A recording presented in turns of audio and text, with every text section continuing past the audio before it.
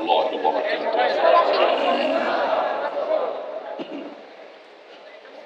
আপনারা সবাই ভালো আছেন?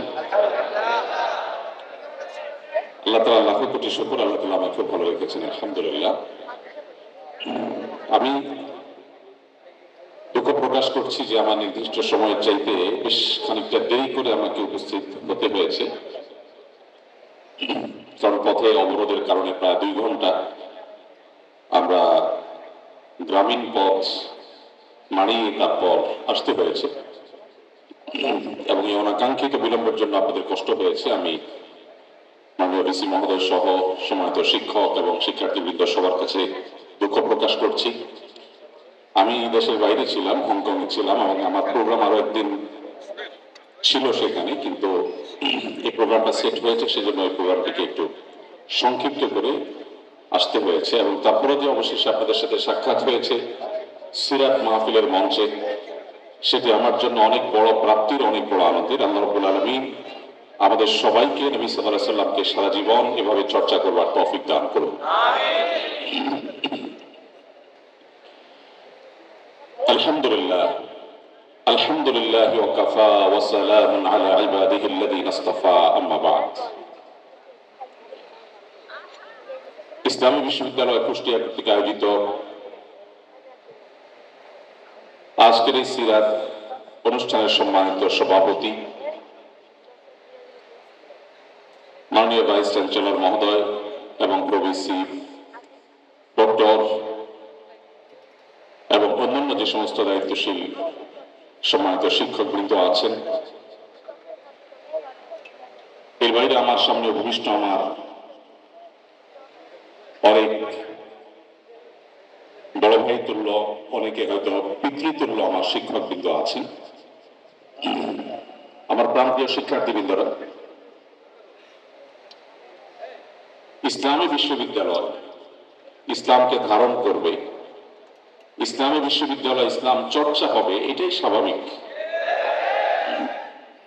দুর্ভাগ্য আমাদের, আমরা ইসলামী বিশ্ববিদ্যালয়ের মতো প্রতিষ্ঠানেও ইসলাম চর্চা করতে গিয়ে বাধাগ্রস্ত হতে হয়। আমি কোন এক ইসলামী বিশ্ববিদ্যালয়ের প্রোগ্রামে যখন আমাকে বসিয়ে রেখে মিউজিকের উপস্থাপন করা হয়েছে, আমি সেখানে কর্তৃপক্ষের সামনে বিনয়ের সাথে প্রতিবাদ করেছি এবং বলেছি, প্রতিষ্ঠানের নামের মধ্যে যখন ইসলাম রেখেছেন, তাহলে কাজের মধ্যে এই দ্বিচারিতা কেন হবে? আলহামদুলিল্লাহ, দীর্ঘ প্রতীক্ষার পরে হলেও ইসলামী বিশ্ববিদ্যালয়ে তারা আপন রূপে ফিরেছে এবং সেখানে ইসলাম চর্চা করা যাচ্ছে। মহান রব্বে কারীমের দরবারে সেজন্য শুকরিয়া জানাচ্ছি, আলহামদুলিল্লাহ। শুকরিয়া জানাচ্ছি মাননীয় ভিসি মহোদয় সহ সংশ্লিষ্ট সকলকে, যাদের অক্লান্ত পরিশ্রমে আজকের এই প্রোগ্রামে পর্যন্ত এসেছে। আল্লাহ রাব্বুল আলামিন আমাদের সবাইকে এখান থেকে আলো গ্রহণ করবার তৌফিক দান করুন। সম্মানিত উপস্থিতি, আমাকে যে বিষয়টিতে কথা বলতে বলা হয়েছে সেটি হলো বৈশ্বিক চ্যালেঞ্জ মোকাবেলা, রাসূলুল্লাহ সাল্লাল্লাহু আলাইহি ওয়াসাল্লামের সুন্নাহ। এর পাশাপাশি আপনাদের অনেকগুলো প্রশ্ন আমার কাছে এসেছে, প্রায় 44টি লিখিত প্রশ্ন, এর বাইরে হয়তো আরো অনেকগুলো প্রশ্ন এসেছে। শুধু প্রশ্নোত্তর সেশনের জন্য আসলে কয়েক ঘন্টা প্রয়োজন। আমরা সংক্ষিপ্ত ভাবে হয়তো কিছু প্রশ্ন উত্তর দিতে পারবো, বাকিগুলো ইনশাআল্লাহ আমাদের কোনো অনলাইন সেশনে আমরা উত্তর দেওয়ার চেষ্টা করব। আর নির্দিষ্ট বিষয়ের উপর আমি কিছু কথা আরজ করতে চাই। শুরুতে একটু বলে রাখি, এখানে অনেকেই আছেন, বিশেষ করে আমাদের সম্মানিত শিক্ষকবৃন্দ আছেন, যারা আমার অভিভাবক তুল্য, জ্ঞানে গুণে সব দিক থেকে যারা অনেক দূর অগ্রসর হয়ে আছেন। এমনকি শিক্ষার্থীদের মধ্যে অনেকে আছেন যারা আমার চাইতে অনেক বেশি জানেন, এবং এই কথাগুলো যেগুলো আমি আপনাদের সামনে বলতে যাচ্ছি, এগুলো আপনারা অলমোস্ট সবাই জানেন। তারপরও আল্লাহ রাব্বুল আলামিন বলেছেন, ওয়াযাক্কির ফাইন্না যিকরা তানফাউল মুমিনিন, তুমি স্মরণ করিয়ে দাও, কারণ স্মরণ করিয়ে দিলে ঈমানদারদের সেটা উপকার বয়ে আনে। সো আপনাদের জানা বিষয়গুলোকে আপনাদের সাথে আমি আবার শেয়ার করার চেষ্টা করব। এর বাইরে নতুন কোনো তথ্য না বা নতুন কোনো ইনফরমেশন আমি আপনাদেরকে দিতে পারবো সেরকম কোনো বিষয় নয়। বিধায় আমাদের জানা বিষয়টিকে আমরা আবার যখন নতুন করে জানবো, হয়তো আল্লাহ রাব্বুল আলামিন সেখান থেকে আমাদেরকে নতুন করে উপকৃত হওয়ার তৌফিক দান করবেন। সম্মানিত উপস্থিতি, প্রায় ১৫০০ বছর আগে যে মানুষটি পৃথিবীতে এসেছেন, পৃথিবী থেকে তিনি চলে যাওয়ার পর শত শত সহস্র বছর অতিক্রম হওয়ার পরও আজও তিনি প্রাসঙ্গিক। বিশেষ করে যখন আমরা কোনো সংকটে পড়ি, সেটা ব্যক্তি থেকে নিয়ে বৈশ্বিক পর্যায় পর্যন্ত প্রত্যেকটা পর্যায়ে প্রতিটি সংকটে যাকে আমাদের সবচেয়ে বেশি স্মরণ হয় এবং যাকে স্মরণ করতে আমরা বাধ্য, তিনি আপনার আমার প্রাণের নবী মুহাম্মদ মুস্তাফা সাল্লাল্লাহু আলাইহি ওয়াসাল্লাম। পৃথিবী তার সংকটকাল নানা দিক থেকে অতিক্রম করছে। পৃথিবী উন্নতি অগ্রগতির চরম শিখরে যেমন পৌঁছে গেছে, অপর দিক থেকে পৃথিবী অসংখ্য বৈশ্বিক চ্যালেঞ্জ এর মুখোমুখি আজ। সেই চ্যালেঞ্জ রাজনৈতিক এবং রাষ্ট্রীয় নেতৃত্বের চ্যালেঞ্জ। যে সমস্ত সংকটগুলোর মধ্য দিয়ে তার সময় পার করছে, আমরা সবাই কম বেশি অবগত। এই সংকটগুলোকে আমরা যদি ভাগ করি তাহলে দেখা যাবে একদিক থেকে রাজনৈতিক এবং রাষ্ট্রীয় নেতৃত্বের চ্যালেঞ্জ, অপর দিক থেকে পরিবেশগত সমস্যা এবং পরিবেশের ভারসাম্যহীনতার চ্যালেঞ্জ, আরেক দিকে আমরা দেখি সামাজিক অস্থিরতা এবং অবিচারের চ্যালেঞ্জ।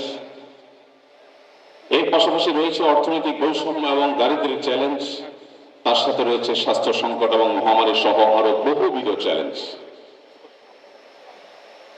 রাজনীতি এবং রাষ্ট্রীয় নেতৃত্বের যে চ্যালেঞ্জগুলো, এগুলো আমরা যারা বাংলাদেশে জন্ম নিয়েছি এবং এখানে বেড়ে উঠেছি, এখানে বসবাস করছি, এগুলো আমাদের চাইতে বেশি বোধহয় পৃথিবীর খুব কম দেশের মানুষ উপলব্ধি করতে পারছে যে আজকে পৃথিবী কি কি চ্যালেঞ্জের মধ্য দিয়ে তার সময়গুলো পার করছে।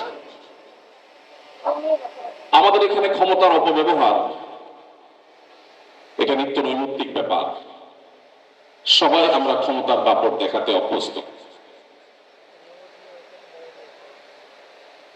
একই সাথে শোষণ এবং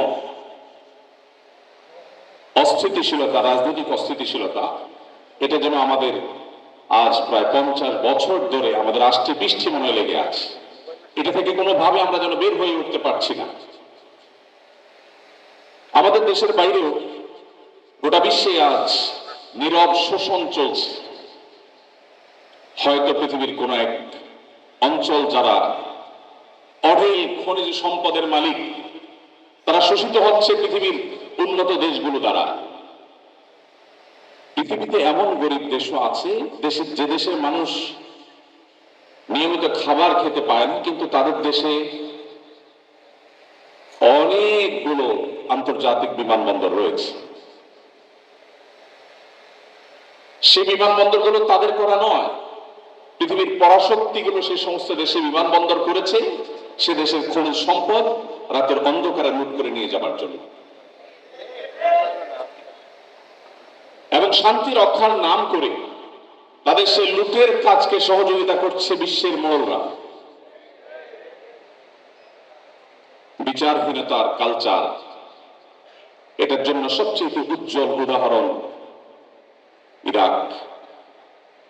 যে ইরাকে মরণাস্ত্র, ধ্বংসাত্মক অস্ত্র থাকার অভিযোগে একটি দেশ শেষ করা হলো, শত সহস্র মাকে বিধবা করা হলো, হাজারো শিশুকে এতিম করা হলো, কিন্তু সেই তথাকথিত ধ্বংসাত্মক অস্ত্র পাওয়া যায়নি।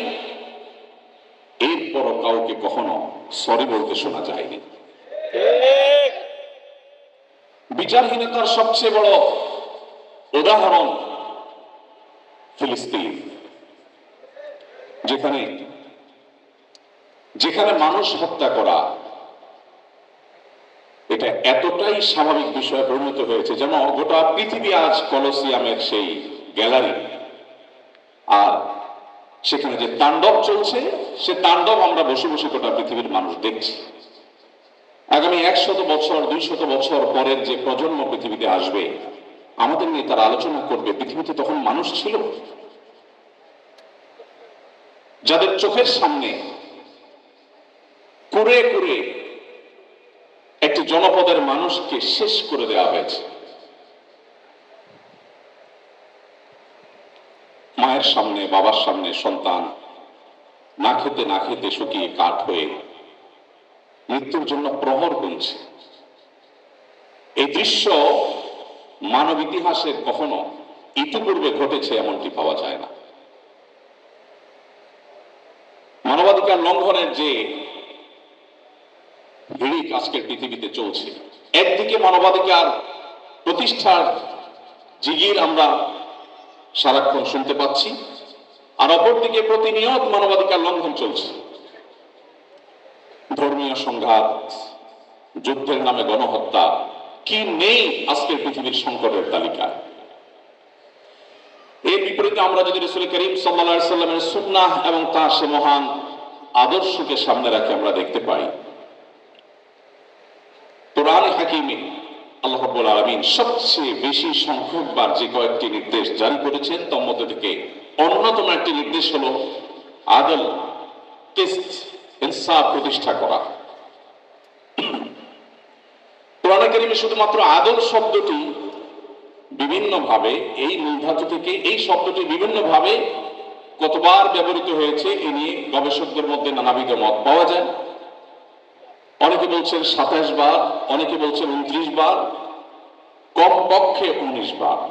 এর নিচে হওয়ার কোনো সম্ভাবনা বা কম হওয়ার কোনো সম্ভাবনা নেই। এর পাশাপাশি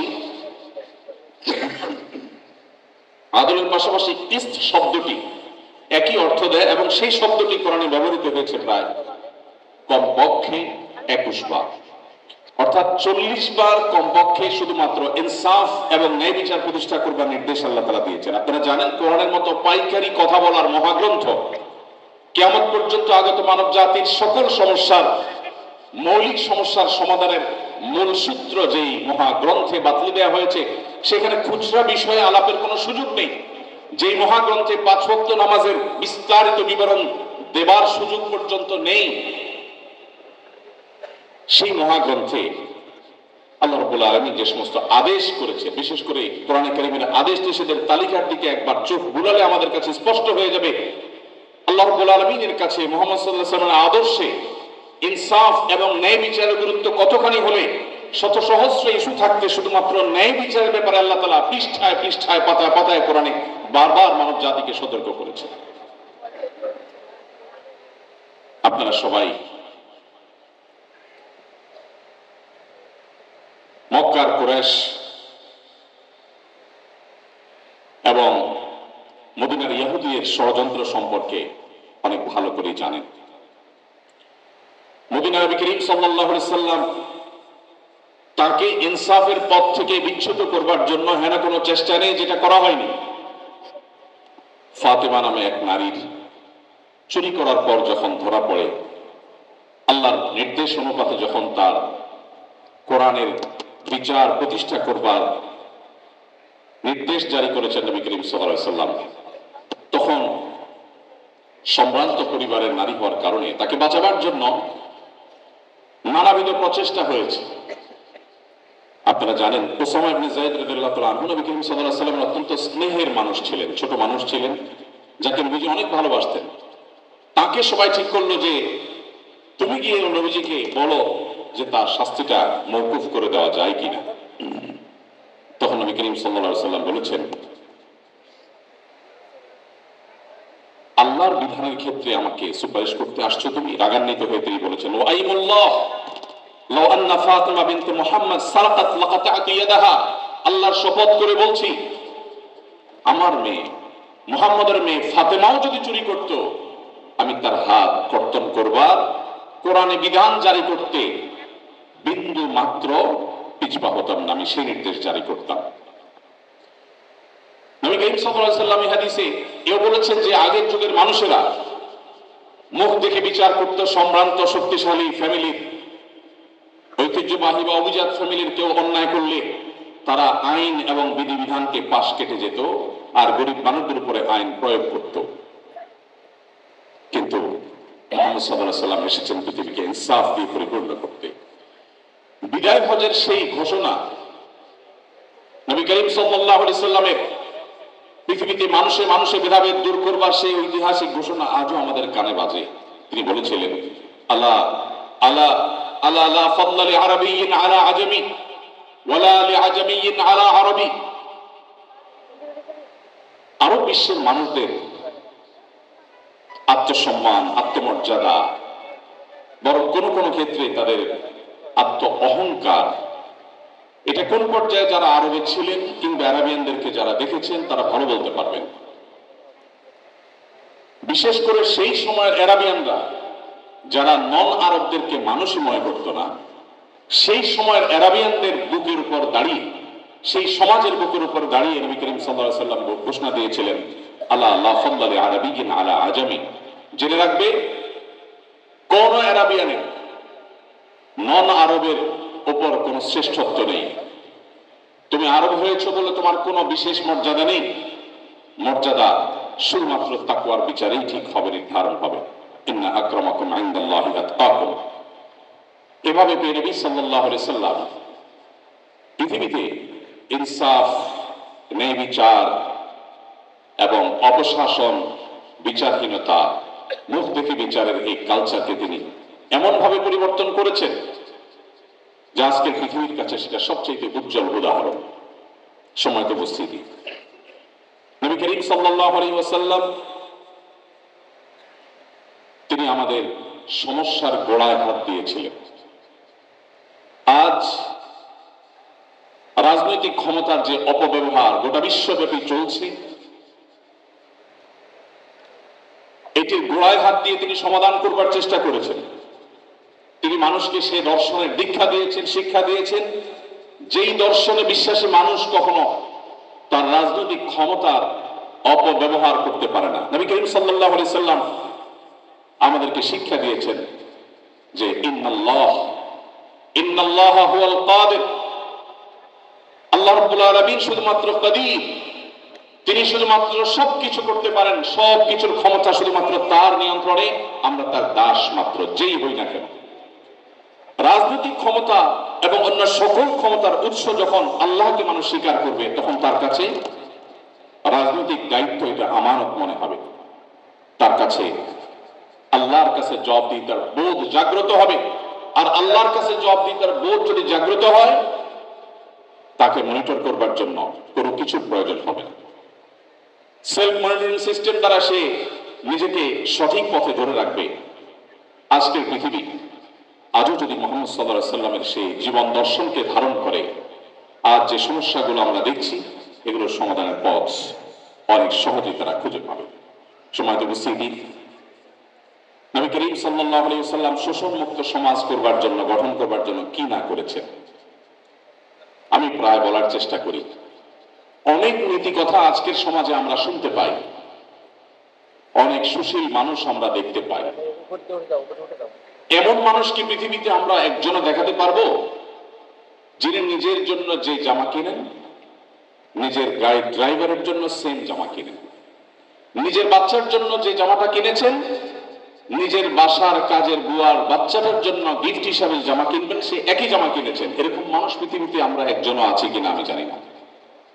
কিন্তু মুহাম্মদ সাল্লাল্লাহু আলাইহি ওয়াসাল্লাম সেই মানুষ যিনি বলেছেন ইখওয়ানুকুম খাওয়ালুকুম, তোমাদের অধীনস্থ মানুষেরা তোমাদেরই ভাই, তাদেরকে তোমাদের সাথে বসে খাওয়াও, তোমরা যা খাও তাদেরকে তাই খাওয়াও, তোমরা যা পরো তাদেরকে তাই পরিধান করাও। আমার তিনি শুধুমাত্র নীতিবাক্য বলে ক্ষান্ত হননি, তিনি যা বলেছেন তার প্রতিটি কথাকে তিনি বাস্তবায়ন করে গেছেন। পৃথিবীর অন্য সব দার্শনিক, অন্য সব ব্যক্তিবর্গের সাথে তার পার্থক্যের জায়গাটা এখানে। তিনি শুধুমাত্র নীতিবাক্য দিয়ে যাননি, প্রতিটি বিষয়কে তিনি নিজে করে দেখিয়েছেন, তার প্রমাণ তিনি তার সমাজে প্রতিষ্ঠিত করেছেন এবং বিশ্ববাসীর কাছে তিনি উদাহরণ হয়েছেন। এই জন্য আল্লাহ বলেছেন লাকাদ কানা লাকুম ফি রাসূলিল্লাহি উসওয়াতুন হাসানা। উসওয়া শব্দের অর্থ হলো অনুপম, তুলনাহীন। আল্লাহর রাসূলের মধ্যে রয়েছে তোমাদের জন্য এমন আদর্শ, যে আদর্শ তোমরা আর কোথাও খুঁজে পাবে না। পৃথিবীতে কোনো মনীষী পাওয়া কঠিন হবে, তিনি যত বড় মহানই হন না কেন, যে তার বাসার অধীনস্থ কাজের লোকদের জন্য সেই পোশাক কিনবেন যে পোশাক তার গায়ে থাকবে, একই গাড়িতে চলবেন, ড্রাইভার এবং তার পোশাকে কোনো পার্থক্য থাকবে না, একই জামা, একই ব্র্যান্ডের, হয়তো একই কালারের জামা তিনি পরবেন এবং পরাতে দিবেন। এত মহান মানুষ পৃথিবীতে মুহাম্মদ সাল্লাল্লাহু আলাইহি সাল্লাম ছাড়া আর কাউকে পাওয়া সম্ভব নয়। সম্মানিত উপস্থিতি, শোষণমুক্ত সমাজ গড়ে তোলার জন্য শ্রমিকের অধিকার নিয়ে কি না করেছেন তিনি। পৃথিবী বলছে শ্রমিকের অধিকার দাও, নবীজি বলছেন না, হয়নি। শ্রমিকের অধিকার দেওয়া নয়, ঘাম শুকাবার আগে দিতে হবে। পৃথিবী বলে শ্রম দিয়েছে তারপর পারিশ্রমিক দাও, নবীজি বলেছেন না, শ্রম দিয়ে শেষ করার আগে আগে পারিশ্রমিক দাও। সৌদি আরবের সরকারি ভাবে এবং বেসরকারি ভাবে, আমি 10 বছর সৌদি আরবে ছিলাম, সে সুবাদে আমি জানি সেখানে স্যালারি ইস্যু হতো। এখন কি চলছে বা কি আছে আমি জানি না, বাকি আমি 2009 থেকে 18 এই সময়ের কথা বলছি। 10 বছর আমি নিজে এর উপকারভোগী এবং আমি দেখেছি যে সেখানে হিজরি সন অনুপাতে স্যালারি ইস্যু হয়ে থাকে। সরকারি বেসরকারি সমস্ত প্রতিষ্ঠানগুলোতেই, প্রায় বেশিরভাগ প্রতিষ্ঠানগুলোতেই আমি দেখেছি যে মাসের 25, 26, 27 তারিখের মধ্যে স্যালারি ইস্যু হয়। ওই যে নবীজি বলেছেন ঘাম শুকাবার আগে, এই জন্য মাস শেষ হওয়ার আগে তারা স্যালারি ইস্যু করে। সম্মানিত উপস্থিতি, মুহাম্মদ সাল্লাল্লাহু আলাইহি সাল্লাম যে জীবন দর্শন আমাদের কাছে রেখে গেছেন, তার সে জীবন দর্শন আজকের পৃথিবীর যাবতীয় রাজনৈতিক এবং রাষ্ট্রীয় নেতৃত্বের যত সংকট আছে সেগুলো দূর করবার জন্য সবচেয়ে কার্যকর এবং সবচেয়ে বাস্তবসম্মত। আজকের পৃথিবীতে অনেক নসিহা, পরমত সহিষ্ণুতার বিষয়ে, সংখ্যালঘুদের অধিকারের বিষয়ে আমরা শুনতে পাই। যদিও নসিহার মধ্যেই সেটি সীমাবদ্ধ থাকে, আমরা দেখি বাস্তবতার উল্টো।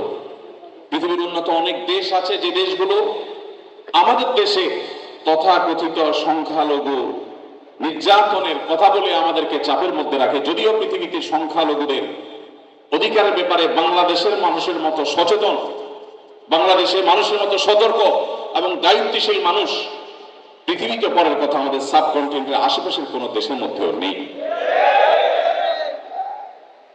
আমি চট্টগ্রাম হাটাজারি মাদ্রাসায় পড়েছি। হাটাজারি মাদ্রাসায় যদি আপনি যান, আপনি দেখতে পাবেন এখনো 100 বছর ধরে ঠিক মাদ্রাসার মসজিদের ওয়াল ঘেঁষে সামান্য কয়েক মিটার দূরেই একটি মন্দির আছে। এই 100 বছরের ইতিহাসে কোনোদিন মন্দির থেকে একটি ইট মসজিদে যায়নি, মসজিদ থেকে একটা ইট মন্দিরে আসেনি। এর নাম বাংলাদেশ।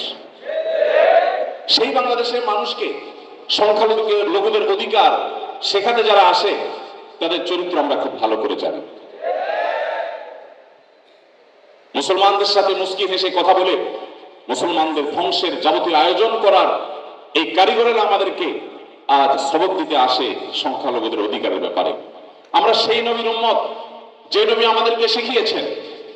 আল্লাহ তাআলা কোরআনে বলেছেন, লা ইয়ানহাকুমুল্লাহু আনিল লাযীনা লাম ইউকাতিলুকুম ফিদ-দীন ওয়া লাম ইখরিজুকুম মিন দিয়ারিকুম আন তাবাররুহুম ওয়া তুকসিতু ইলাইহিম ইন্নাল্লাহা ইউহিব্বুল মুকসিতিন।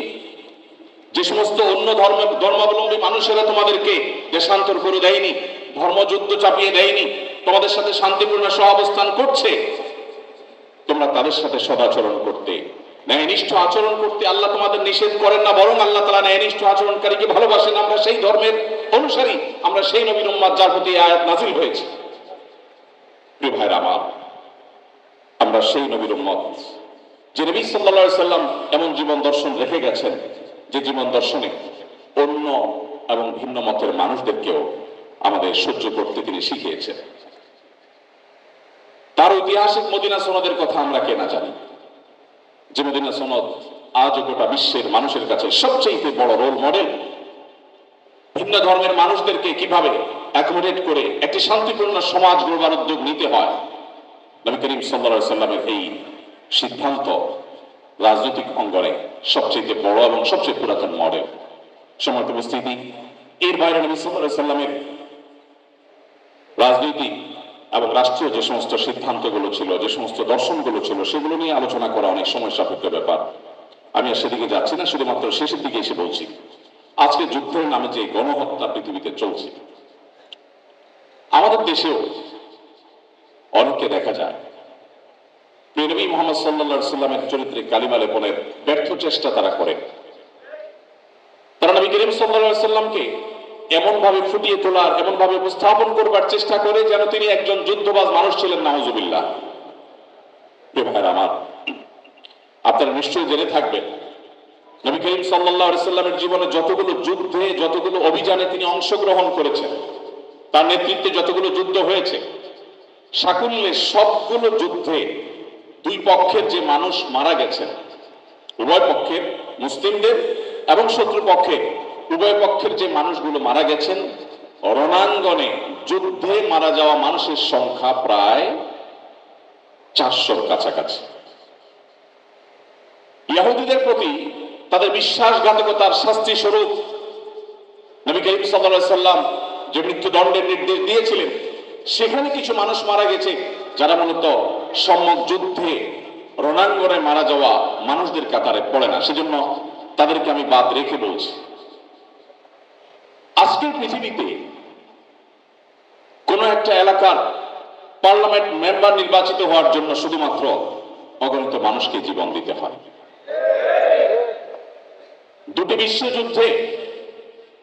দুটি বিশ্বযুদ্ধে মিলিয়ন মিলিয়ন মানুষকে প্রাণ দিতে হয়েছে। আর মুহাম্মদ সাল্লাল্লাহু আলাইহি সাল্লামের আদর্শকে পৃথিবীতে প্রতিষ্ঠিত করবার জন্য সাকুল্যে প্রায় মাত্র 400 মানুষকে রণাঙ্গনে জীবন দিতে হয়েছে উভয় পক্ষে। এরপরে মুহাম্মদ সাল্লাল্লাহু আলাইহি সাল্লামকে যারা যুদ্ধবাজ মানুষ হিসেবে দেখাবার চেষ্টা করে, তাদের চাইতে জ্ঞান পাপী আর কেউ হতে পারে না। সম্মানিত উপস্থিতি, মুহাম্মদ সাল্লাল্লাহু আলাইহি ওয়াসাল্লাম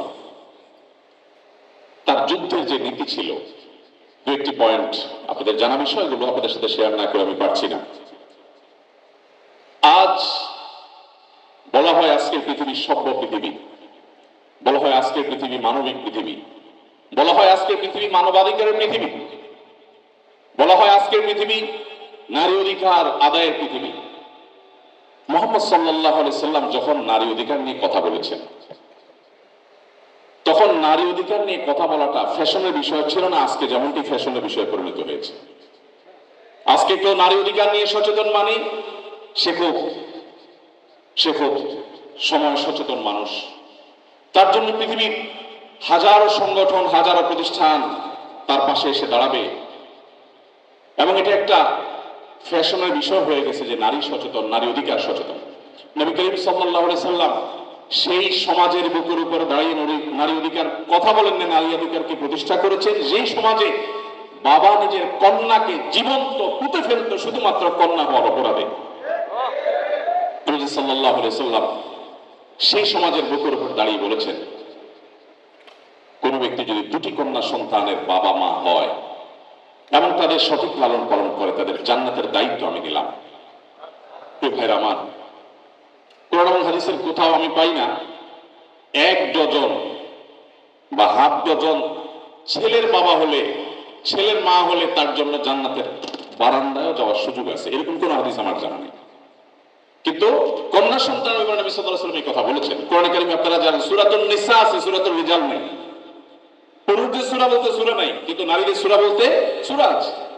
সেই জাতিকে যদি নারী অধিকার শেখাতে আসে, তার চাইতে বড় দুর্ভাগ্যের বিষয় আর কিছু হতে পারে। প্রিয় ভাইরা আমার, নবী করিম সাল্লাল্লাহু আলাইহি সাল্লাম রণাঙ্গনে নারীকে, শিশুকে, বৃদ্ধকে, এমনকি অন্য ধর্মাবলম্বী যারা উপাসনায় রত, তার খলিফার নির্দেশ ছিল সেখানে কোনো আঘাত যেন কেউ না করে। আজকের 2025-এর পৃথিবীতে দাঁড়িয়ে অনেক কথা বলা যায়। আপনি 1500 বছর আগের পৃথিবীতে যে যান, তখন এই কথাগুলো কারোর মাথায় কল্পনায় হয়তো আসেনি, বলা তো দূরের কথা। আর নবী সাল্লাল্লাহু আলাইহি সাল্লাম, বিশ্বনবী, তিনি শুধুমাত্র বলেননি, তিনি এই কথাগুলোকে প্রতিষ্ঠিত করে গেছেন। শুধুমাত্র উহুদ যুদ্ধের একটি ঘটনা না বলে পারছি না। এক সাহাবীকে নবী করিম সাল্লাল্লাহু আলাইহি সাল্লাম নিজের তরবারিটা তুলে দিলেন, যাও রণাঙ্গনে ঝাঁপিয়ে পড়ো। তিনি তরবারি হাঁকাতে হাঁকাতে যুদ্ধ করছেন। হঠাৎ করে দূর থেকে মনে হলো কোন একজন প্রতিপক্ষের যোদ্ধা কাউকে ধরাশয়ী করেছে বা কিছু একটা করছে। তিনি দৌড়ে সেখানে গেলেন, যে দেখতে পেলেন একজন নারী, যিনি একটি লাশের সাথে এমন আচরণ করছেন যেটি কোনো মানুষ সহ্য করতে পারে না। আপনারা সবাই কম বেশি জানেন। লাশের বিকৃতির এই ঘটনা দেখে, সেই লাশ মুসলমানের লাশ দেখে ওই সাহাবী টকবগে জ্বলে উঠলেন, তরবারি বের করলেন। যখন তাকে আঘাত করতে যাবেন, হঠাৎ তিনি থমকে দাঁড়ালেন, কারণ তিনি পরবর্তীতে বলেছেন, এই তরবারি তো মোহাম্মদ সাল্লাল্লাহু আলাইহি সাল্লামের তরবারি। তিনি কোনোদিন কোনো নারীর গায়ে কখনো ফুলের টোকা দেননি। এই নারী যত বড় অপরাধী করুক না কেন, অন্তত মোহাম্মদ সাল্লাল্লাহু আলাইহি সাল্লামের তরবারি দিয়ে তাকে আঘাত আমি করতে পারি না। আপনি কোথায় পাবেন সেই জীবন আদর্শ? কোথায় পাবেন সেই মহান ব্যক্তিত্ব? ভাইরা আমার, আমাদের নবী করিম সাল্লাল্লাহু আলাইহি সাল্লাম তো সেই মানুষ, যে মানুষ রাষ্ট্রীয় নেতৃত্ব এবং রাজনৈতিক যে চ্যালেঞ্জ আছে সেই চ্যালেঞ্জগুলো মোকাবেলা করার জন্য শুধুমাত্র নীতি কথা বলেননি। আপনারা সবাই জানেন, তিনি বিছানায় শুয়েছেন, পিঠে দাগ পড়ে গেছে, তাকে মায়া করে বলা হলো আপনার জন্য একটু নরম বিছানার ব্যবস্থা করি। তিনি বলেছেন না, প্রয়োজন নেই। তখনকার পারস্য সম্রাট, রোমান সম্রাট, আশপাশের সম্রাটদের যে জীবনযাপনের তাদের যে কালচার ছিল, কৃষ্টি ছিল, তাদের যে শৌখিন লাইফস্টাইল ছিল, তার জন্য মুহাম্মদ সাল্লাল্লাহু আলাইহি সাল্লামের সাথে সাথে জীবন মানব ইতিহাসে হয়তো দুই একটা খুঁজে পাওয়া যাবে, কিন্তু সামগ্রিকভাবে তার তুলনা পৃথিবীতে দেওয়ার মতো কোনো মানুষ আপনি পাবেন। আজকে পৃথিবী যুদ্ধের নামে যে সমস্ত গণহত্যা করছে এবং সেই সমস্ত গণহত্যা দেখে পৃথিবীতে যারা এখনো পর্যন্ত নিষ্ক্রিয় নীরব দর্শকের ভূমিকা পালন করছে, বরং অনেক ক্ষেত্রে সেটাকে সমর্থন জানাচ্ছে, এই মানুষগুলোই আজ আমাদেরকে সবচেয়ে বেশি মানবতা, মানবাধিকারের সবক শিখিয়ে থাকে।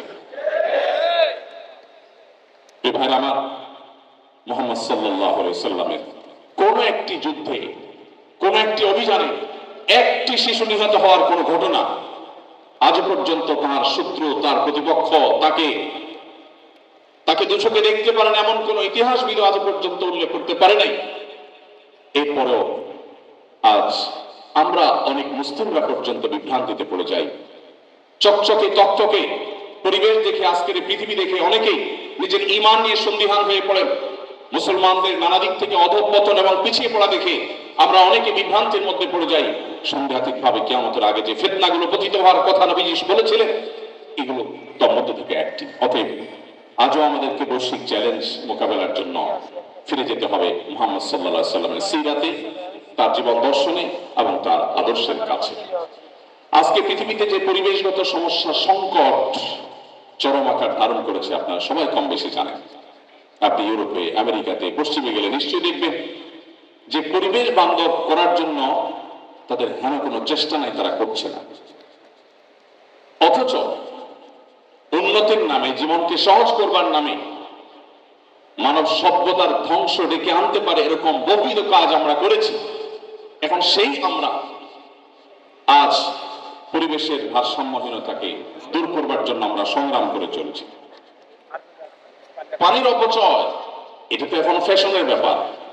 আমরা যারা নিজেদেরকে মুসলমান বলছি, মুহাম্মদ সাল্লাল্লাহু আলাইহি সাল্লামের আদর্শ অনুসারে বলছি, আমরা ওযু করতে যে পরিমাণ পানি, ট্যাপের পানি ব্যবহার করে থাকি, শুধু সেই পানিটাকে একত্র করলে দেখা যাবে ওই পানি দিয়ে মুহাম্মদ সাল্লাল্লাহু আলাইহি সাল্লাম বহুবার গোসল সম্পন্ন করতেন।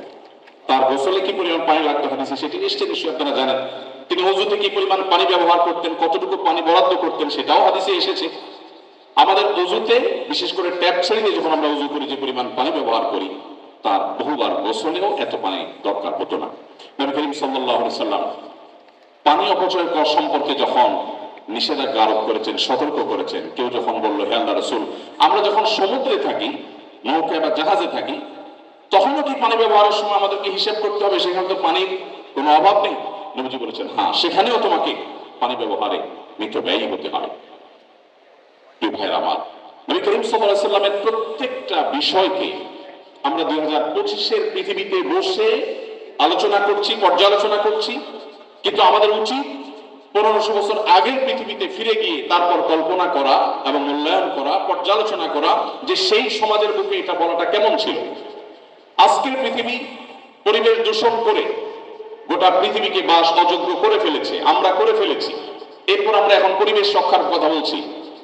মুহাম্মদ সাল্লাল্লাহু আলাইহি সাল্লাম যখন পরিবেশ রক্ষার করে সচেতনতা সৃষ্টি করেছেন, তিনি যখন মানুষকে অ্যাওয়্যার করেছেন, মানুষকে সচেতন করেছেন, পৃথিবী পরিবেশের এই সংকটের মধ্যে ছিল না, আমরা সবাই কম বেশি জানি। তিনি বলেছেন, আপনারা সবাই নিশ্চয় জানবেন, নবী সাল্লাল্লাহু আলাইহি সাল্লামের হাদিস, তোমার হাতে যদি কোনো গাছের চারা থাকে, এদিকে ইসরাফিল আলাইহিস সালামকে সিংহা ফুৎকার দিতে তুমি দেখো, যিনি সিংহা ফুৎকার দেওয়ার প্রস্তুতি নিয়েছেন, এখনই ফুৎকার দিবেন, যাতে গোটা পৃথিবী সৃষ্টি জগতের সবকিছু তোলার মতো উঠতে থাকবে, গাছপালা কিছুই থাকবে না, এরকম পরিস্থিতিতেও তোমার হাতে থাকা গাছের চারাটা তুমি রোপণ করে দাও। পৃথিবীর কোন মনীষী এমন অসাধারণ এবং এমন জীবনমুখী বাস্তবমুখী শিক্ষা এবং নির্দেশনা দিয়েছেন? প্রিয় ভাইরা আমার, তিনি যখন আমাদেরকে বলেছেন ইয়াকুমুল জুলুস আলাত তারিক, তোমরা কেউ পথে ঘাটে বসবে না, রাস্তায় বসবে না, রাস্তা দখল করবে না, তখন কিন্তু রাস্তায় যানজটের সমস্যা সৃষ্টি হয়নি। সেই ১৫০০ বছর আগের পৃথিবীতে মক্কাতে মানুষই ছিল হাতে গোনা কয়েকজন। রাস্তায় যানজট হওয়ার কথা মানুষ স্বপ্নে কোনোদিন ভাবেও না যে রাস্তায় কোনোদিন যানজট হতে পারে। সেই সময় তিনি বলে গেছেন ইয়াকুমুল জুলুস আলাত তারিক, তোমরা কেউ রাস্তা দখল করতে যাবে না, খবরদার। আজ ঢাকা শহরে যখন ফুটপাত দখলের মহোৎসব চলে, রাস্তাঘাট দিয়ে আমরা চলাফেরা করতে যখন পারি না, অসুবিধা তৈরি হয়। এই হাদিসকে সামনে রাখলে মনে হয় নবীজি মনে হয় আজকে আমাদের ঢাকা শহরকে লক্ষ্য করে, আমাদেরকে লক্ষ্য করে মনে হয় হাদিস বলেছেন, অথচ তিনি বলেছেন ১৪৫০ বছর আগে। প্রিয় ভাইরা আমার, এই জন্য আজকের পরিবেশ সংশ্লিষ্ট যত সংকট আছে সেগুলো মোকাবেলার জন্য নবী সাল্লাল্লাহু আলাইহি ওয়াসাল্লামের আদর্শের চর্চার কোনো বিকল্প নেই। একটি বিষয় আমি বিশেষভাবে উল্লেখ করতে চাই। হাদিসটি আমরা সবাই কম বেশি জানি। নবী সাল্লাল্লাহু আলাইহি ওয়াসাল্লাম বলেছেন ঈমানের ৭০ শাখা আছে। আদনাহা ইমাতাতুল আযা আনিত তারিক, ঈমানের সবচেয়ে সাধারণ শাখা হলো পথ পরিষ্কার করা। পথ পরিষ্কার করা ঈমানের অঙ্গ।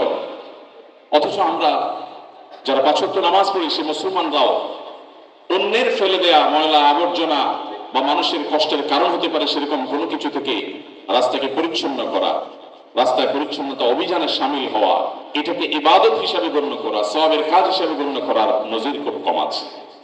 আমরা সুন্নাহ ফাউন্ডেশন থেকে অনেকদিন থেকে ভাবছি সারা দেশে ইমামদের জন্য কয়েকটি কম্পিটিশন অ্যারেঞ্জ করবো। তার মধ্যে থেকে একটি থাকবে কোন ইমাম তার মসজিদ এরিয়াকে সবচেয়ে সুন্দর, সবচেয়ে ক্লিন পরিচ্ছন্ন করতে পারেন ইমামের নেতৃত্বে মুসল্লিদেরকে সাথে নিয়ে।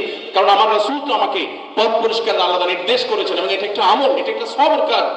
আমরা যদি ঢাকা শহরের ১ কোটি মানুষ মাত্র 10 মিনিট সময় হাতে নিয়ে আমরা যদি ঢাকা শহরকে পরিচ্ছন্ন করতে যাই, আমার তো মনে হয় ঢাকা শহরের কোনো ময়লা আবর্জনা কোনো কিছু অবশিষ্ট থাকার কথা নয়।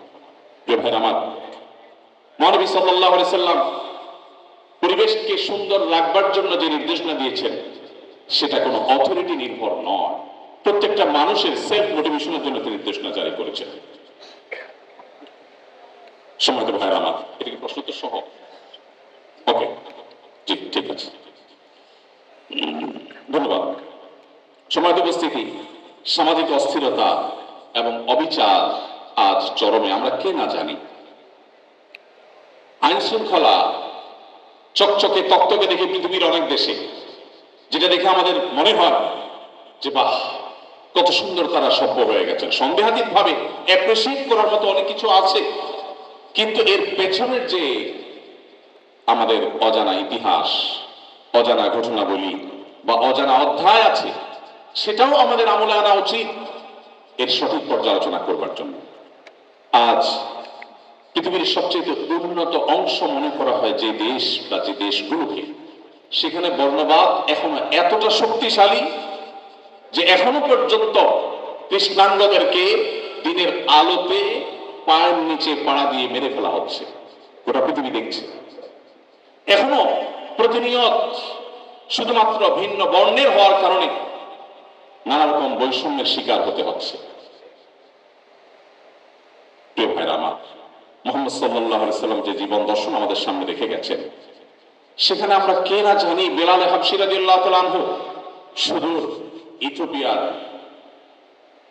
সেই টিগ্রে অঞ্চলের হাবশী ভিলেজ থেকে আগত, কোথায় সে ইথিওপিয়া আফ্রিকার আর কোথায় সে মক্কা, সেখান থেকে আগত কৃতদাস বেলাল হাবশী রাদিয়াল্লাহু তাআলা আনহু,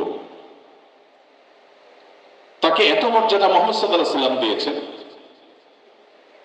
যে তাকে তিনি তার মুয়াজ্জিন ঘোষণা করেছেন। নবীজির সময়কার মুয়াজ্জিন আর আজকে আমাদের সমাজের মুয়াজ্জিন এক নয়। আমরা জানি আমাদের সমাজে মুয়াজ্জিন খুব সাধারণ একজন মানুষ হয়ে থাকে, সমাজে তার তেমন কোনো মর্যাদা থাকে না। মুহাম্মদ সাল্লাল্লাহু আলাইহি সাল্লামের সমাজের মুয়াজ্জিন ছিলেন সানি ইমাম, ইমামের পর যার মর্যাদা, আর ইমাম যিনি রাষ্ট্রনায়ক তারপরে যার অবস্থান, তার মর্যাদা কতখানি থাকতে পারে তা বলার অপেক্ষা রাখেন। যে মানুষটিকে মক্কার মানুষেরা নির্যাতন নিষ্পেষণ করেছিল, মোহাম্মদ সাল্লাল্লাহু আলাইহি সাল্লাম তাকে সে মর্যাদা দিয়েছে। সময় ভাইরা, বর্ণ বৈষম্য দূর করবার জন্য নবী করিম সাল্লাল্লাহু আলাইহি সাল্লাম বিদায় হজের ভাষণে বারবার করে বিভিন্ন অ্যাঙ্গেল থেকে মানুষকে সতর্ক করেছেন, সচেতন করেছেন। নারী অধিকার প্রতিষ্ঠা করার জন্য বলেছেন ফাস্তাউসু বিন নিসাই খায়রা, নারীদের ব্যাপারে তোমরা আমার কাছ থেকে ওসিয়ত গ্রহণ করো, আমি ওসিয়ত করে যাচ্ছি তাদের ব্যাপারে সদাচরণ, তাদের ব্যাপারে দায়িত্বশীল আচরণ করবার জন্য তোমরা সদা প্রস্তুত থাকবে। আল্লাহ বলেছেন ওয়াশিরুহুন্না বিল মারুফ, সংসার করতে হলে সুন্দর এবং সঠিকভাবে যথাযথভাবে ন্যায়সঙ্গতভাবে সংসার করবে। খবরদার তাদেরকে সংসারে আটকে রেখে বৈবাহিক জীবনে তাদেরকে আবদ্ধ করে রেখে জুলুম করবে, সেই ইখতিয়ার তোমাকে দেওয়া হয়নি। সময় ভাইরা, আজ বর্ণবাদের বিরুদ্ধে হয়তো সবাই কথা বলবে, কিন্তু মুহাম্মদ সাল্লাল্লাহু আলাইহি সাল্লাম শুধু কথা বলেন নাই, তিনি বেলালে হাবশিকে এমন জায়গায় বসিয়েছেন যে জায়গায় বসানোর ফলে সমাজের কেউ বর্ণবাদ নিয়ে একটু সত্য করবার মতো সাহস দেখায়। আজও পৃথিবীতে অনেক কৃষ্ণাঙ্গকে সম্মানজনক জায়গায় বসানো হয়, ক্ষমতার আসনে বসানো হয়, কিন্তু তার পেছনের ইতিহাস হলো রন্ধ্রে রন্ধ্রে বর্ণবাদ, রন্ধ্রে রন্ধ্রে বৈষম্য নানাভাবে সেখানে বিরাজ করছে। সময় ভাইরা, নবী করিম সাল্লাল্লাহু আলাইহি সাল্লামের বিদায় হজের ভাষণ শুধুমাত্র যদি আমরা আলোচনা করি, পর্যালোচনা করি, তাহলে বোধ হয় সেটা আলোচনা করে শেষ করা কঠিন হবে। তিনি ন্যায় এবং মানবিক এক পৃথিবী গড়ে তুলেছিলেন।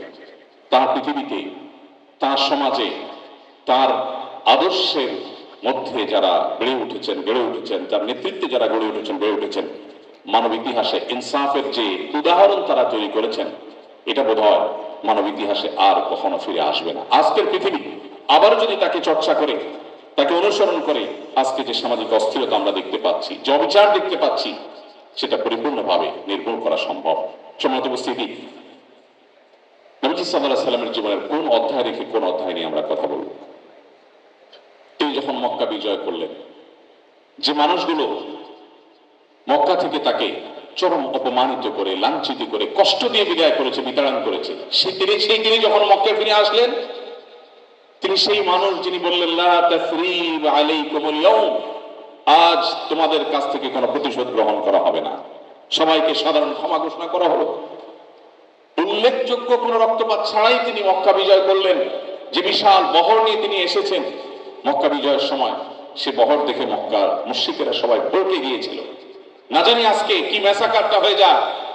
ধৈর্য এবং সহিষ্ণুতার যে উদাহরণ তিনি রেখেছেন, সেটা শুধুমাত্র তার কথার মধ্যে নয়, তার কাজের মাধ্যমে তিনি বাস্তবায়ন করেছেন। আজকের পৃথিবীতে সেজন্য কথার ফুলঝুরি নয়, বাস্তব উদাহরণ হওয়া মানুষদের জীবনে আমাদের চর্চা করতে হলে মুহাম্মদ সাল্লাল্লাহু আলাইহি সাল্লামকে সর্বাগ্রে আমাদেরকে চর্চা করতে হবে, অধ্যয়ন করতে হবে। আজকে যে অর্থনৈতিক বৈষম্য এবং দারিদ্র্যের চ্যালেঞ্জ আজকে পৃথিবীতে আমরা দেখতে পাচ্ছি, বেকারত্ব, ভোগবাদ মানুষকে কুরে কুরে খাচ্ছে, ধ্বংসের শেষ প্রান্তে নিয়ে যাচ্ছে, আমরা সম্পদের অসম বন্টন দেখতে পাচ্ছি। এই সব কিছু থেকে উদ্ধারের জন্য মুহাম্মদ সাল্লাল্লাহু আলাইহি সাল্লামের সেই জীবন দর্শনে যেতে হবে, যে জীবন দর্শন মানুষকে আখিরাতমুখী করে, যে জীবন দর্শন মানুষকে ব্যবসায়ী করে, মানুষকে উদ্যোক্তা হিসেবে গড়ে তোলে, কিন্তু সেটা মানব কল্যাণে, ভোগের জন্য নয়। প্রিয় ভাইরা আমার, মক্কা থেকে হিজরত করে আসা সাহাবীরা যখন মদিনায় আসলেন, অনেক বড় সংকট সেখানে তৈরি হতে পারে। আজকে আমাদের দেশে আমাদের নির্যাতিত রোহিঙ্গা ভাই বোনেরা যারা আমাদের দেশে আশ্রয় নিয়েছেন, তারা যদি আমাদের সমাজের সাথে পুরোপুরি মিশে যেতে, তাহলে নানাবিধ অসুবিধা, বিশেষ করে কালচারাল সমস্যা হয়তো তৈরি হতে পারত। নবী করিম সাল্লাল্লাহু আলাইহি সাল্লাম মক্কা থেকে আসা, হিজরত করে আসা মুহাজির সাহাবীদেরকে মদিনায় যখন আসলেন, যাতে কোন রকম সামাজিক কালচারাল ক্রাইসিস তৈরি না হয়, সেজন্য তিনি ঐতিহাসিক মুআখাত, পৃথিবীর ইতিহাসে পৃথিবীবাসীকে নতুন এক বিষয়ের সাথে পরিচয় করালেন। সেটা হলো যে মুহাজির এবং আনসার সাহাবীদের মধ্যে প্রত্যেকটা পার্সন টু পার্সন ভ্রাতৃত্বের বন্ধন তিনি গড়ে দিলেন। কমনলি বলা এক জিনিস, আর একজন মুহাজিরের সাথে একজন আনসারের সাথে ভাই হিসেবে একটা বন্ধন তিনি সেখানে সংযুক্ত করলেন, এবং প্রত্যেকের ভাই হিসাবে তিনি এস্টাবলিশ করলেন। এবং একটি অনাকাঙ্ক্ষিত ঘটনা মুহাজির এবং আনসারের সাথে, উল্লেখযোগ্য একটি অনাকাঙ্ক্ষিত ঘটনা তিনি করতে দেননি।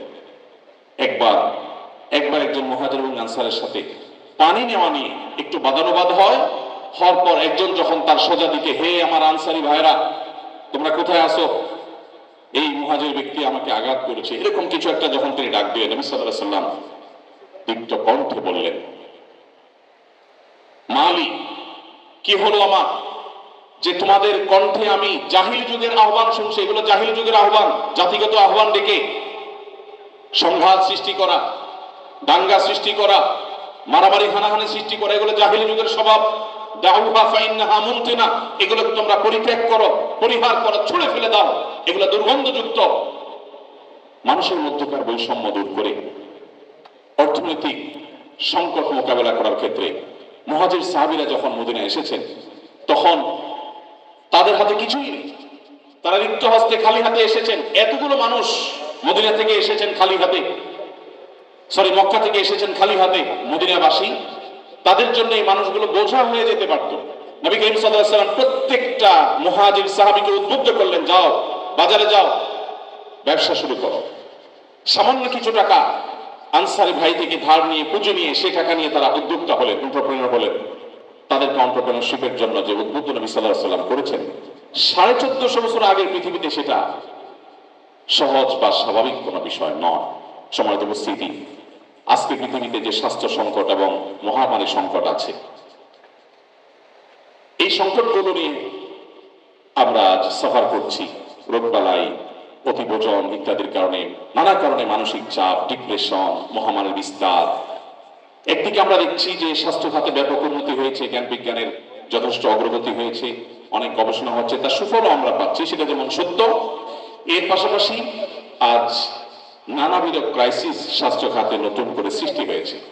এমন এমন ব্যাধি ছড়িয়ে পড়ছে যেগুলো কোনোভাবে মানুষ মোকাবেলা করতে পারছে না। এগুলোর জন্য মানুষের হাতের কামাই দায়ী। আল্লাহ বলেছেন, দহরাল ফাসাদু ফিল বাররি ওয়াল বাহরি বিমা কাসাবাত আইদিন নাস, স্থলে জলে যত ব্যত্যয় সৃষ্টি হয়েছে, এর সবই মানুষের হাতের কামাই। সো এগুলো আমরাই সৃষ্টি করেছি। কোভিড-19 চলাকালীন সময় কোন একটা টিভি চ্যানেল থেকে ক্যামেরা নিয়ে এসে আমাকে বলা হলো, একটু স্বাস্থ্য সচেতনতার অংশ হিসাবে, আপনি একজন আলেম হিসাবে, আপনি একজন সমাজকর্মী হিসাবে মানুষকে সচেতন করে বলুন যেন 20 সেকেন্ড করে মানুষ হাত ধোয়। তো আমার মনে পড়লো তখন যে পৃথিবী যখন কোভিড-19 পড়েছে, তখন পৃথিবী 20 সেকেন্ড ধরে হাত ধোয়ার গুরুত্ব বুঝেছে। আমার নবী করিম সাল্লাল্লাহু আলাইহি ওয়াসাল্লাম তো 1500 বছর আগেই আমাকে বলেছেন, দিনে কমপক্ষে 5 বার উভয় হাত 3 বার করে ধোয়ার জন্য। 3 বার যদি একজন মানুষ তার 2 হাতকে ভালো করে ধোয় এবং দলে, আমার তো মনে হয় 20 সেকেন্ডের বেশি সময় ধরে ধোয়া হবে, ডলা হবে, এবং সেটা দিনে কমপক্ষে 5 বার, এর বেশিও হতে পারে।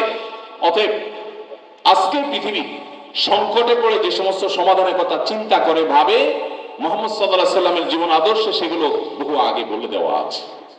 অতএব আজকে যে আমাদের অতিভোজনের কারণে সমস্যা, যে সংকটের মুখোমুখি আমরা, এক সময় আমরা আমাদের ছেলেবেলা দেখেছি, দাওয়াত খেতে গেলে, কোথাও গেলে মানুষ সাধ্য, অবশ্য সেদে খাওয়ানো এটা বাংলাদেশের মানুষের কালচার, যে মেহমান বাঁচলো কি মরলো সেটা দেখার বিষয় না, খাওয়াতে হবে এবং নিজের পছন্দ মতো খাওয়াতে হবে।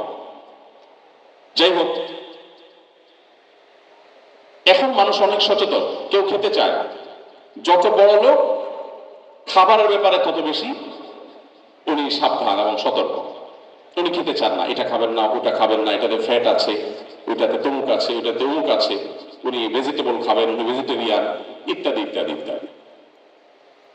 পৃথিবী অনেক বিপদের মুখোমুখি, সংকটের মুখোমুখি হয়ে যে জায়গায় এসেছে, মুহাম্মদ সাল্লাল্লাহু আলাইহি ওয়াসাল্লাম বহু আগেই সেই জায়গায় তিনি ছিলেন। তিনি বলেছেন, পেটের এক ভাগকে পানি দিয়ে পরিপূর্ণ করে, এক ভাগকে খাদ্য দিয়ে পরিপূর্ণ করে। এখন ডাক্তাররা আমাদেরকে বলছেন সালাদ খান, সবজি খান বেশি বেশি করে। তো নবীজি যে পানি দিয়ে পরিপূর্ণ করতে বলেছেন, আপনার সবজি বা সালাদ জাতীয় যে খাবারগুলো আছে, এগুলো সবগুলোই তো পানি জাতীয় খাবার। তো নবীজি তো বলেছেন 1/3 সেগুলোকে বরাদ্দ রাখার জন্য, আর 1/3 সলিড খাবার দেওয়ার জন্য, আর 1/3 খালি রাখার জন্য। তো নবীজির সেই কথায় আমরা এসেছি, কিন্তু বহুকাল পরে, বহু ক্রাইসিসের পরে। সম্মানিত উপস্থিতি, এভাবে আজকের বৈশ্বিক চ্যালেঞ্জগুলো মোকাবেলার জন্য মুহাম্মদ সাল্লাল্লাহু আলাইহি সাল্লামের জীবন দর্শন, তার সুন্নাহ, সেগুলো যদি আমরা আলোকপাত করি, তাহলে হয়তো আলোচনা করে শেষ করা যাবে না। প্রয়োজন সেগুলোর বাস্তবায়ন। আমার খুব কষ্ট হয়, দুঃখ হয় যখন কোনো অমুসলিম প্রধান দেশে যাই এবং সেখানে বেড়ে ওঠা শিশুরা, তরুণরা কখনো মিথ্যা বলে না, কখনো প্রতারণা করে না, কখনো তারা কাউকে ধোঁকা দেয় না, কারোর পারতপক্ষে ক্ষতি করে না। অন্য ধর্মাবলম্বী হয়েও যখন তারা এই সমস্ত গুণাবলী অর্জন করেছে এটি শুনতে পাই, তখন মুসলিম হিসাবে আমার লজ্জা হয়, অনুতাপ হয়। আমরা তো সেই নবীর উম্মত ছিলাম যে নবীর কাছে যুদ্ধ চলাকালে প্রতিপক্ষের পশুপালনের দায়িত্বে থাকা মানুষটা বিপুল পরিমাণ পশু সম্পদ নিয়ে পশু চড়াতে চড়াতে নবীজির দলে এসে ভিড়ে গিয়েছে। এরপর নবীজির সাথে সাক্ষাৎ করে বলছেন, হে আল্লাহর রাসূল, আমি আপনার প্রতি ঈমান এনেছিলাম, কিন্তু ওদের মাঝে থাকার কারণে প্রকাশ করতে পারিনি। এখন আমি চলে এসেছি, আপনি আমাকে বরণ করুন। নবীজি তাকে বরণ করেছেন, কিন্তু তার সাথে থাকা ছাগলগুলো, ছাগলের পাল এবং পশু সম্পদকে তিনি বরণ করেননি। তিনি বলেছেন, এগুলো ফেরত দিয়ে আসো, এগুলো তোমার জন্য হালাল নয়, আমাদের জন্য হালাল নয়। আমরা সেই নবীর উম্মত যে নবী মক্কা থেকে রাতের আধারে জীবন বাঁচাবার, ঈমান বাঁচাবার প্রয়োজনে আল্লাহর নির্দেশে হিজরত করে তাকে মদিনায় চলে যেতে হচ্ছে। ওই মুহূর্তে আলীকে ডেকে বলছেন, আলী, এই স্বর্ণ মুদ্রার প্যাকেট অমুকের, এই রৌপ্য মুদ্রা এটা তমুক অমুসলিমের মুশরিকের, যে তাকে হয়তো আঘাত করেছে। তিনি মক্কা ছেড়ে যখন চলে যান রাতের আধারে, তখনও তার কাছে রাখা আমানত গুলোকে আলীকে বুঝিয়ে দিয়ে বলেছেন, 3 দিন তুমি অবস্থান করবে এবং প্রত্যেকটা পাওনা প্রাপকের কাছে যার যার জিনিস যারা আমার কাছে আল আমিন বিশ্বাসী হিসেবে আমার কাছে জমা রেখেছিল তাদের সম্পদ পৌঁছে দিবে, তারপর তুমি হিজরত করবে। আমরা সেই নবীর উম্মত, কিন্তু আজ তার জীবন দর্শন নিয়ে আমরা গর্ব করি, আমরা আলোচনা করি, আমরা সেমিনার সিম্পোজিয়াম করি, আমাদের বাস্তব জীবনে সেগুলোকে আমরা বাস্তবায়ন করি না। এর চেয়ে দুর্ভাগ্যজনক বিষয় কিছু হতে পারে। আমার খুব কষ্ট হয় যখন উন্নত দেশগুলোতে দেখি মানুষ সন্ধ্যার পর পর রাতের প্রথম প্রহরে ঘুমিয়ে পড়ে, ভোরে উঠে কাজ শুরু করে। আমার কষ্ট হয় এই জন্য যে আমি তো সেই নবীর উম্মত যে নবীজি সম্পর্কে তার সহধর্মিনী আমাদের মা আয়েশা রাদিয়াল্লাহু তাআলা আনহা বলেছিলেন, নাহান নবী সাল্লাল্লাহু আলাইহি সাল্লাম আনিস সামরি বা'দা আয়েশা, নবীজি এশার পরে কথাবার্তা বলা অপছন্দ করতেন, খুবই অপছন্দ করতেন। তিনি এশার পরে কথা বলতে পছন্দ করতেন না, এশার পর তিনি ঘুমিয়ে যেতেন। কারণ নবী সাল্লাল্লাহু আলাইহি সাল্লাম ইয়াকরাহু নাওম ক্বাবলা আয়েশা ওয়াল হাদিস বা'দা, নবীজি এশার আগে ঘুমানো অপছন্দ করতেন, আর এশার পরে ঘুম ছাড়া অন্য কোনো আড্ডাবাজি অপছন্দ করতেন। স্বামী স্ত্রীর একান্ত আলোচনা ছাড়া অন্য কোনো কথা তিনি এশার নামাজের পরে এলাও করতেন না। সময়ত ভাইরা, আজকের উন্নত পৃথিবীগুলো, আজকের উন্নত দেশগুলো, উন্নত পৃথিবী আজ নবী সাল্লাল্লাহু আলাইহি ওয়াসাল্লাম সে সমস্ত সুন্নতে জ্ঞাতসারে কিংবা অজ্ঞাতসারে অনুসরণ করে তারা উন্নতির চরম শিখরে পৌঁছে গেছে। আমরা কিন্তু আজ অবনতির দিকে যাচ্ছি। অতএব আমাদেরকে যদি আবারও উন্নতির সেই চরম শিখরে পৌঁছতে হয়, চড়তে হয়, আমাদের চর্চা করতে হবে মুহাম্মদ সাল্লাল্লাহু আলাইহি ওয়াসাল্লামের আদর্শকে। আল্লাহ রাব্বুল আলামিন আমাদের সবাইকে সেই তৌফিক দান করুন। সময়ত উপস্থিতি, কথা অনেক ছিল।